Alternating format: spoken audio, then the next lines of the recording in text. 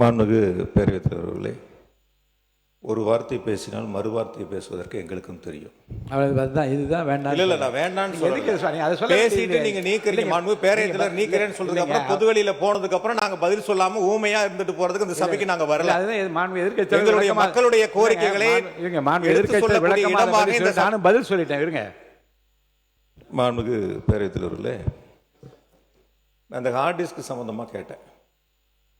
பொதுவெளியில மாண்புமிகு மின்துறை அமைச்சர் அவர்கள் சொல்லுகின்ற பொழுது சீரமைப்புகள், முறைகேடுகள், இப்படி வார்த்தைகள் பார்த்தீங்கன்னா ஒவ்வொரு பத்திரிகையாளர் சந்திப்பிலையும் பெரிய தடிமனான வார்த்தைகளாக பயன்படுத்துகிற மாதிரி ஒரு தோற்றத்தை உருவாக்குறார்.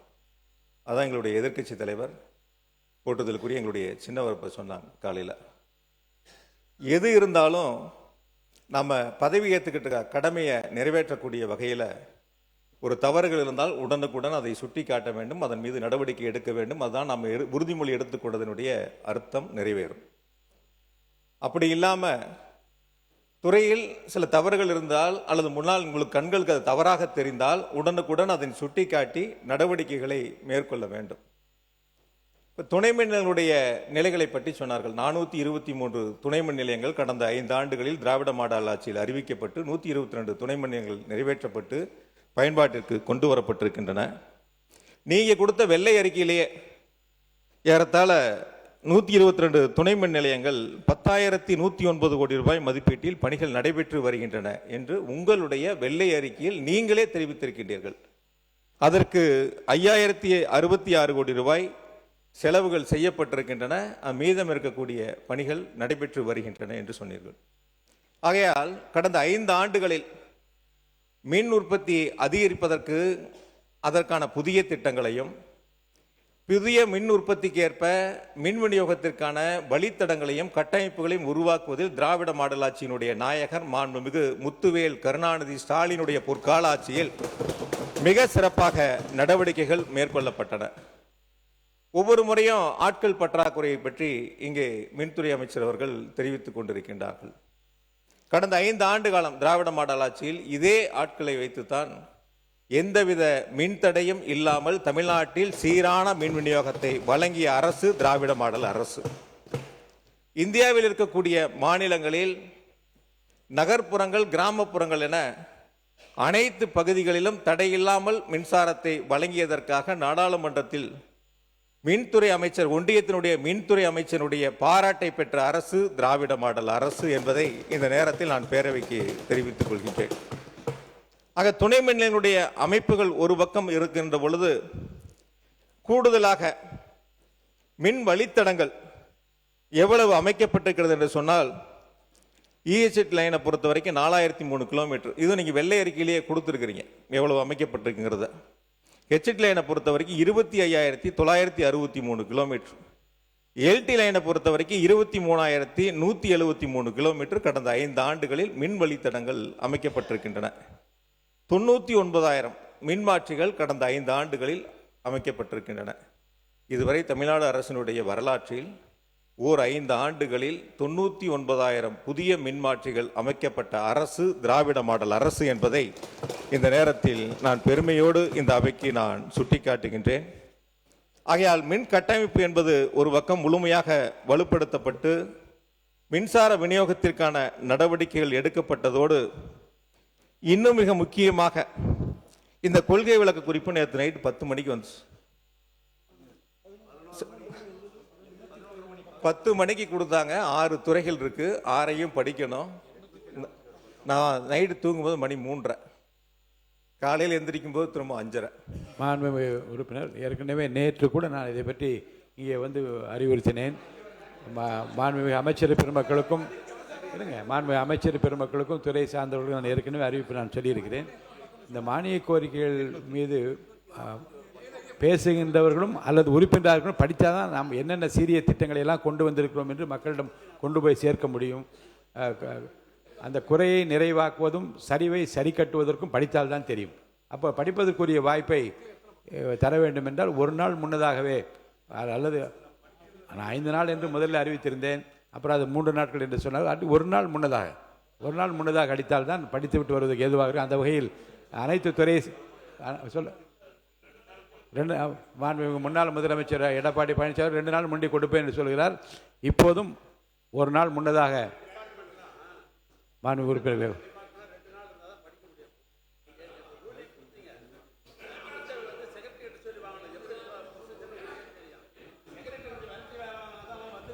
சரி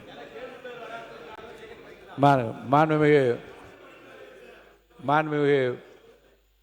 உறுப்பினர்களுக்கு ஒரு நாள் முன்னதாகவே அதை தர வேண்டும் என்று நான் மீண்டும் அவர்களுக்கு அறிவுறுத்த விரும்புகிறேன். மாண்புமிகு உறுப்பினர் பேசலாம். நீங்கள் மாண்புமிகு பேரவையாளர்களே, நன்றி தெரிவித்துக் கொள்கிறேன். மொத்தம் 6 துறைகளுடைய பக்கம் 834 பக்கம்.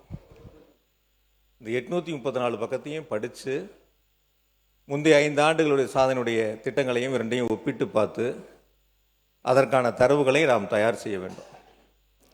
நானும் மின்வாரியத்தினுடைய கொள்கை விளக்க குறிப்பை ஏறத்தாழ 238 பக்கமே தான் இருக்குது, முழுசாக படித்து பார்த்தேன். ஒரு 4-5 பக்கத்தில் தான் டேட்டாஸ்லாம் இருக்குது. மீதி இருக்கிறதெல்லாம் அப்படியே பொதுவாக இருக்குது. 2025-26 கொள்கை விளக்க குறிப்பில் இருக்கக்கூடிய அந்த புள்ளி விவரங்கள்லாம் நீக்கிட்டு சரத்துக்கள் மட்டும், வரிகள் மட்டும் அதில் இடம்பெற்று இருக்கின்றன. வேற ஒன்றும் பெரிய மாற்றங்கள் இல்லை. ஒரு 4 பக்கம் மட்டும் அந்த கொள்கை விளக்க குறிப்பில் மாற்றங்கள் செய்யப்பட்டிருக்கின்றன. இந்த அரசு முன்னெடுத்திருக்கக்கூடிய, குறிப்பாக அறிவிக்கப்பட்ட 2 திட்டங்களை மட்டும் அதிலே சேர்த்து பழைய 2025-26 கொள்கை விளக்க குறிப்பு இப்பொழுது 2026-27 புள்ளி விவரங்கள் இல்லாத கொள்கை விளக்க குறிப்பாக இந்த மின்வாரியத்துடைய கொள்கை விளக்க குறிப்பு அமைந்திருக்கின்றன. அது மட்டுமல்ல, அந்த கொள்கை விளக்க குறிப்பில் 3437 கேங்மேன்களுக்கு 18/6/2026 ஊர் மாறுதல் செய்ததாக, பணியிட மாறுதல் செய்ததாக அதில் தெரிவிக்கப்பட்டிருக்கின்றன. இன்னைக்கு வரைக்கும் அவங்கெல்லாம் விடுவிக்கப்படலை. உத்தரவு தான் போட்டிருக்கு. இன்னைக்கு வரைக்கும் அவங்களாம் விடுவிக்கப்படலை. ஆனால் திராவிட மாடல் ஆட்சியில் பணியிட மாறுதல் செய்யப்பட்ட உடன் விடுவிக்கப்பட்டு அவர்கள் எந்த இடத்திற்கு பணியிட மாறுதலை பெற்றார்களோ அந்த உரிய நேரத்தில் சென்று அவருடைய பணியை சேர்வதற்கான வாய்ப்பை தந்த அரசு திராவிட மாடல் அரசு. எங்களுடைய கழகத்தினுடைய தலைவர், திராவிட மாடல் ஆட்சியினுடைய நாயகர் மாண்புமிகு தளபதி அவர்கள் 20/6/2021 அன்று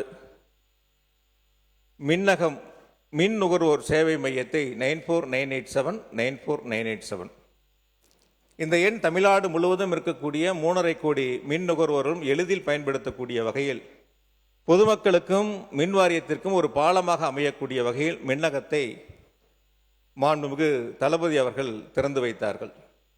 அந்த மின்னகம் குறித்து இந்த கொள்கை விளக்க குறிப்பில் ஒரு வரி, ஒரு வார்த்தை கூட இடம்பெறவில்லை. பொதுவாக எதற்காக இந்த மின்னகம் எங்களுடைய திராவிட மாடல் ஆட்சியில் மாண்பு முதலமைச்சர்களால் தொடங்கி வைக்கப்பட்டது என்று சொன்னால், ஒரு மின் நுகர்வோர் தன்னுடைய வீடு ஒரு பக்கம் இருக்கும், விவசாய நிலம் ஒரு பக்கம் இருக்கும், தொழிற்சாலை ஒரு பக்கம் இருக்கும். ஆக 3 இடங்கள் இருக்கின்ற பொழுது 3ம் வேறு வேறு அலுவலகம், மின்வாரிய அலுவலகத்தில் மின் இணைப்பை பெற்றக்கூடிய இடமாக இருக்கும். அவர் அங்கு இருக்கக்கூடிய புகார்களை தெரிவிக்க வேண்டும் என்றால் 3 புகார் எண்களை கையிலே வைத்துக்கொண்டு 3ம் தனித்தனியாக புகார் தெரிவிக்கக்கூடிய சூழலை கலைத்திட வேண்டும். ஒரே எண் மூலமாக 3.5 கோடி மின் நுகர்வோர்களும் தங்களுடைய குறைபாடுகளை, மின்சாரம் சார்ந்த குறைபாடுகளை தெரிவிக்க வேண்டும் என்ற சீரிய நோக்கத்தோடு மின்னகத்தை தொடங்கி வைத்தார்கள். ஆனால் அந்த மின்னகம் செயல்படுமா, செயல்படாதா, எவ்வளவு புகார்கள் வரப்பெற்றன, அதற்கு தீர்வு காணப்பட்டது எவ்வளவு என்ற புள்ளி விவரங்கள்லாம் இந்த கொள்கை விளக்க குறிப்பிலே இடம்பெறவில்லை. தமிழ்நாட்டில் இருக்கக்கூடிய மின் நுகர்வோர்கள் மின்னகத்தின் மூலமாக கொடுக்கப்பட்ட புகார்களுக்கு 99.8 விழுக்காடு புகார்களுக்கு உரிய காலத்தில் தீர்வு கண்ட அரசு திராவிட மாடல் அரசு என்பதை இந்த நேரத்தில் நான் பெருமையோடு தெரிவித்துக் கொள்கின்றேன். ஆக திராவிட மாடல் ஆட்சியை பொறுத்தவரை மின்சார உற்பத்தி ஒரு பக்கம் அதிகரிப்பு, இணைக்கப்பட்டிருக்கின்ற கனெக்டர் லோடு மின் பளு என்பது 2016-21 20,754 இருந்தது. 2021-25 23,158 மெகாவாட்டாக உயர்ந்திருக்கின்றன. உச்ச மின் தேவையை பொறுத்தவரை 2024-25 ஆண்டில் 20,830 மெகாவாட்டாகவும், ஒரு நாளடிய மின் நுகர்வு என்பது 2025 446 மில்லியன் யூனிட்டாகவும் உயர்ந்து ஒரு வரலாற்று சாதனையை நிகழ்த்திய அரசு திராவிட மாடல் அரசு என்பதை இந்த நேரத்தில் நான் பெருமையோடு சுட்டிக்காட்டுகின்றேன். அதே போல 2000 உறுப்பினர் 20 நிமிடங்களை தாண்டி விட்டீர்கள். ஒரு 2 நிமிஷம் முடிச்சிருங்க. பொதுவாக ஒரு அரசு எந்த அளவிற்கு செயல்படுகிறது என்பதை எடுத்துக்காட்டக்கூடிய இடமாக மின்சாரத்துறை விளங்குகின்றன. நாட்டினுடைய தொழில் வளர்ச்சி, வேலை வாய்ப்புகள் உருவாக்குவதில் அந்த சிறப்பு கவனத்தை பெறக்கூடிய வகையில் மின் விநியோகத்தினுடைய மின் நுகர்வினுடைய அதிகரிப்பு எந்த அளவிற்கு தொழில்துறையில் அதிகரிக்கிறதோ அதை பொறுத்துதான் தொழில்துறையினுடைய வளர்ச்சியும் அமைந்திருக்கும். அந்த வகையில் எல்டி தொழிற்சாலையினுடைய மின் நுகர்வு 2019-20 7,315 மில்லியன் யூனிட் என்பது 2025-26 8,500 மில்லியன் யூனிட்டாகவும், ஹெச்டி தொழிற்சாலையுடைய மின் நுகர்வு என்பது 2018-19 26,532 மில்லியன் யூனிட் என்பது 2025-26 36,000 மில்லியன் யூனிட் என்ற அளவிற்கு உயர்ந்திருக்கின்றன. அனல் மின் நிலையங்களை பொறுத்தவரை வடசென்னை அனல் மின் நிலையம் ஸ்டேஜ் 3-ஐ பயன்பாட்டிற்கு கொண்டு வந்தவர் மாண்புமிகு தளபதி மு க ஸ்டாலின் அவர்கள். அதேபோல உடன்குடி அனல் மின் நிலைய திட்டம், எண்ணூர் சிறப்பு பொருளாதார மண்டலம் உள்ளிட்ட பல்வேறு அனல் மின் திட்டங்களை முன்னெடுத்து அதை விரைவாக முடித்திட வேண்டும் என்று தொடர்ந்து மின்சார வாரியத்தை கண்காணித்து அதற்கு செயல் வடிவம் தந்த அரசு திராவிட மாடல் அரசு. அதனுடைய முதலமைச்சர் மாண்புமிகு தளபதி அவர்களுக்கு இந்த நேரத்தில் என்னுடைய நன்றி பணிவன்போடு தெரிவித்துக் கொள்கின்றேன். அதேபோல் அனல் மின் நிலையங்கள் மூலமாக தமிழ்நாடு மின்சார வாரியத்திற்கு சொந்தமான அனல் மின் நிலையங்கள் மூலமாக 2020-21 ஆண்டு 15,554 மில்லியன் யூனிட் உற்பத்தி செய்யப்பட்ட நிலையில் 2023-24 25,516 மில்லியன் யூனிட் உற்பத்தி செய்து படிப்படியாக தன்னுடைய சொந்த உற்பத்தியை அதிகரித்த அரசு திராவிட மாடல் அரசு என்பதை இந்த நேரத்தில் நான் பெருமையோடு சுட்டிக்காட்டுகின்றேன். அதேபோல காற்றாலை மின்சாரத்தினுடைய நிறுவுதிறன் 1 கல்லானை சார், ஒரு நிமிஷம் நன்றி சொல்லி முடிங்க. இல்லை நன்றி சொல்லி முடிங்க. காற்றாலை மின்சாரத்தினுடைய நிறுவுதிறன் 1/4/2021 8,565 மெகாவாட். இது தற்பொழுது 11,686 மெகாவாட். 5 ஆண்டுகளில் 3,121 மெகாவாட் அளவிற்கு காற்றாலை மின்சாரத்தினுடைய நிறுவுதிறன் உயர்ந்திருக்கின்றன. அதேபோல ஒரு அரசினுடைய செயல்பாடுகள் அதனுடைய நிதிநிலையை பொறுத்து அதனுடைய செலவினங்கள், வருவாய் போன்றவற்றை பொறுத்து அமைகின்றன. அந்த வகையில் தமிழ்நாடு மின்சார வாரியத்திற்கு தேவையான அந்த நிதிகளை தந்து தமிழ்நாடு மின்சார வாரியத்தை காப்பாற்றிய முதலமைச்சர் மாண்புமிகு தளபதி மு க ஸ்டாலின் என்பதை இந்த நேரத்தில் நான் பெருமையோடு சுட்டிக்காட்டுகின்றேன். அதற்கு காரணம் தமிழ்நாடு மின்சார வாரியத்திற்கான அந்த வருவாய்க்கும் செலவுக்குமான இடைவெளிகள் ஏற்படுகின்ற பொழுது அதற்கான நிதிகளை முழுமையாக தந்து அந்த மின்சார வாரியத்தை காப்பாற்றி தந்தார். நான் இதை மாண்புமிகு பேரவைத் தலைவர்களே, 2016-21 வருவாய் பற்றாக்குறை 58,534 கோடி மின் வாரியத்தினுடைய இழப்புகள். அதே 2021-26 34,447 கோடி. குறிப்பாக 2020-21 14,542 கோடி மின் வாரியத்தினுடைய நஷ்டம். அது 2025-26 933 கோடியாக குறைத்து காட்டிய அரசு திராவிட மாடல் அரசு என்பதை இந்த நேரத்தில் நான் பெருமையோடு சுட்டி காட்டுகின்றேன். அதாவது வாரியத்தினுடைய செயல்பாட்டுக்கு ஒரே ஒரு உதாரணத்தை மட்டும் சொல்லி நேரத்தில் அருமை கருதி நிறைவு செய்கின்றேன். உலர் சாம்பல் விற்பனர் நம்முடைய அனல் மின் நிலையத்தில் அது 2020-21 ஒரு வருஷம் 92 கோடி வருமானம். அதே 2024-25 241 கோடி வருமானம். வட்டியை குறைப்பது, செலவினங்களை குறைப்பது, அதேபோல மற்ற சிக்கன நடவடிக்கைகள் மூலமாக தமிழ்நாடு மின்சார வாரியத்தினுடைய இழப்புகளை குறைத்து அதற்கான திட்டங்களை முன்னெடுத்த அரசு திராவிட மாடல் அரசு என்பதை இந்த நேரத்தில் நான் பெருமையோடு சுட்டிக்காட்டுகின்றேன். சிறப்பு திட்ட செயலாக்கத்துறையின் மூலமாக எங்களுடைய சட்டமன்றத்தினுடைய எதிர்க்கட்சி தலைவர் அந்த துறையை மிக சிறப்பாக வழிநடத்தி ஒரே லைன் தான் சார், ஒரே வரி இறுதியாக மாண்புமிகு மின்துறை அமைச்சர் அவர்களுக்கு தமிழ்நாடு மின்சார வாரியத்தினுடைய கடன் 2,47,000 கோடி என்று பல்வேறு காலகட்டங்களை சுட்டி காட்டியிருக்கிறார்கள். கடந்த காலங்களில் 1,59,000 கோடியாக இருந்தது. ஒரு ஆண்டுக்கு 15,000 கோடி வட்டி கட்டி அந்த கடன் சுமை அதிகரித்திருக்கின்றன. ஒரே ஒரு கேள்வி மட்டும் இறுதியாக, தாவேக அரசில் 5 ஆண்டுகள் மின் வாரியத்தில் கடனே வாங்க மாட்டீர்களா? கடன் அதிகரிக்காதா? புதிய திட்டங்களுக்கு அரசு நிதிகளை கொடுக்குமா? அல்லது முதலமைச்சரிடத்தில் நிதிகளை கேட்டு மின் வாரியத்தினுடைய கடன் சுமை ஏறாமல் நீங்கள் பார்த்துக் கொள்வீர்களா என்பதை மட்டும் இந்த பேரவைக்கு தெரிவிக்க வேண்டும் என்று கேட்டு, தமிழ்நாடு மின்சார வாரியம் என்பது திராவிட மாடல் ஆட்சியில் மக்களுக்கு மின்வெட்டில்லாத மாநிலமாக, விவசாயிகளுக்கு 24 மணி நேரம் மும்முனை மின்சாரம் வழங்கிய அரசாக திராவிட மாடல் அரசை நடத்தியவர் மாண்புமிகு முத்துவேல் கருணாநிதி ஸ்டாலின் என்பதை இந்த பேரவைக்கு தெரிவித்து நன்றியோடு நிறைவு செய்கிறேன். நன்றி, வணக்கம்.